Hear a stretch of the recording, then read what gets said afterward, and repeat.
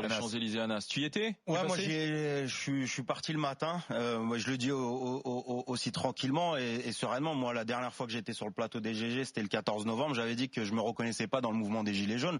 Bon, après on pourra en parler un peu plus longuement sur les autres sujets, parce que pour moi, ce mouvement-là, il a clairement évolué entre les premières semaines de ce qui en ressortait, toutes les déclarations qu'il y a eu, cette récupération dont on parlait de Nicolas Dupont-Aignan, etc.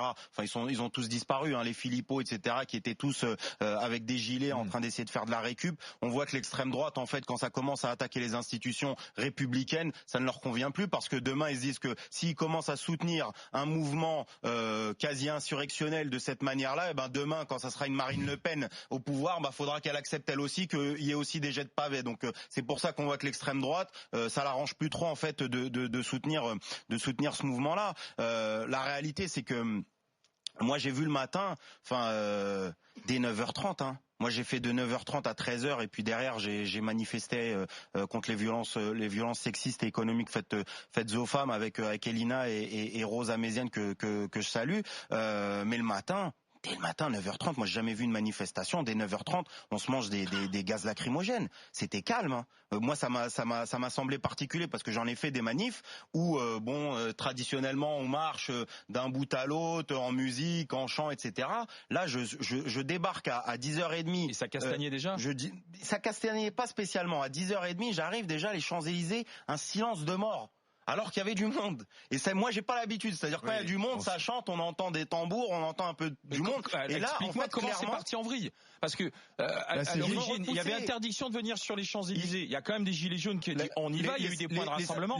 Et contrairement à ce que tu dis, Zora, c'est pas en fin d'après-midi que ça a commencé, hein. Non, ça a commencé en plein jour, hein. Non, sur les champs? Oui, ça a commencé en plein jour. Les vitrines cassées? Ça a commencé en plein jour. Non, les vitrines cassées, c'est le soir. Tu as raison. Les vitrines cassées, c'est le soir.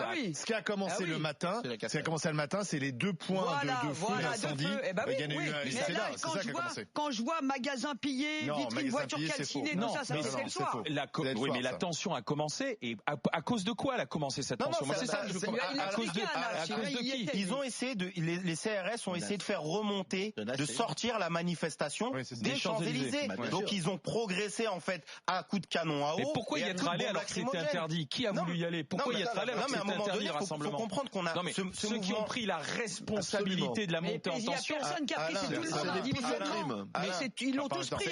Alain, faut comprendre que ce mouvement-là, il n'a rien à voir avec les autres. C'est un mouvement inédit dans l'histoire de la Ve République. Donc à un moment donné, on peut pas sortir les codes traditionnels. Pourquoi t'es pas parti à la Prève? Pourquoi ceci? Pourquoi cela? La deuxième chose, c'est que ce qu'on dit sur l'histoire de la casse, etc., ce ne sont pas des autonomes. Ce ne sont pas ni l'ultra-droite. Moi, je l'ai vu à 1 mètre de moi. Moi, j'entendais des fachos dire on est chez nous, entonner la Marseillaise en appuyant sur le sang impur. Mais quand je me retourne, je vois 10 personnes. Le reste, ce sont des prolos, des retraités. Moi, j'ai vu un retraité, il avait au moins 80 ans, avec un pavé. J'ai vu un étudiant avec un bouquet de fleurs en train d'essayer de jeter. C'est-à-dire que ce sont pas des gens qui sont venus casser, je peux vous le dire, hein. Vu le qu'est-ce qu'ils avaient avec un pavé? Soit ils voulaient le ramener comme souvenir, mais ça me paraît pas probable. Ils sont entraînés. On essaye d'analyser structurellement le truc et de le comprendre. On est dans un affrontement. On est dans un affrontement vis-à-vis de ce qui représente l'État. Les gens, moi, j'ai vu des gens, mais d'un niveau de radicalité, le plus grand des syndicalistes, le plus combatif, qui peut faire 6 ans de grève reconductible. J'ai pas vu de la radicalité comme ça. J'ai vu des gens qui sont dit, on est venu chercher Macron. On est venu chercher Macron qui nous laisse passer. Des gens, ils ont 65 ans, ils disent on vient chercher Macron. Donc à un moment donné, on n'est pas dans des mouvements zadistes, altermondialistes, etc. où il y a des violences qui sont différentes. Là, les gens ne sont pas venus. Le Louis Vuitton des Champs-Élysées, pas un flic autour. Il y a pas un bris de glace sur Louis Vuitton. N'importe quel mouvement où il y aurait une population différente. Mais je vous jure qu'il n'y a pas une boutique où la vitre elle est pas pétée, où les montres ou les sacs disparaissent pas. Évidemment. justement, ce qui a mais qui a cassé? C'est les gilets jaunes, c'est eux. Mais si, c'est les gilets jaunes. Et il a raison, Anas. Et c'est pas des casseurs, c'est pas des voleurs. C'est une bonne analyse. C'est pas, il a une très bonne analyse, Anas, parce que c'est pas effectivement ceux qu'on voit habituellement qui en profitent pour les dérober des trucs, etc. Parce que effectivement sur les champs, donc ce sont des gentils casseurs. Voilà. Qui dit ça? C'est pas ça. On dit qu'il y a une ambiance. Il y a une ambiance insurrectionnelle. Il y a un quota insurrectionnel. Cette semaine, on l'a bien vu. Quand il y a des appels à démission, à la démission de Macron, à la dissolution, il y a une ambiance insurrectionnelle. Effectivement, les corps intermédiaires ont disparu, pas de la faute de Macron, ils ont disparu parce que par leur propre, et les régulateurs politiques, par leur propre faiblesse, par leur propre lacune. Voilà, ils ont échoué les corps intermédiaires. J'ai entendu aucun gilet jaune dire Laurent Berger doit être autour de la table avec Édouard Philippe. Personne. Bon, voilà.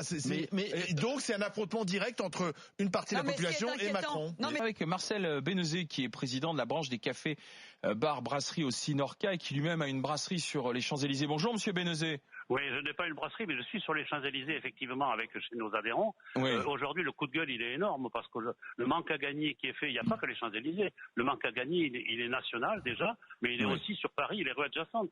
Aujourd'hui, vous avez des commerces qui ont dû fermer dans les rues adjacentes des Champs-Élysées. Économiquement, c'est une catastrophe.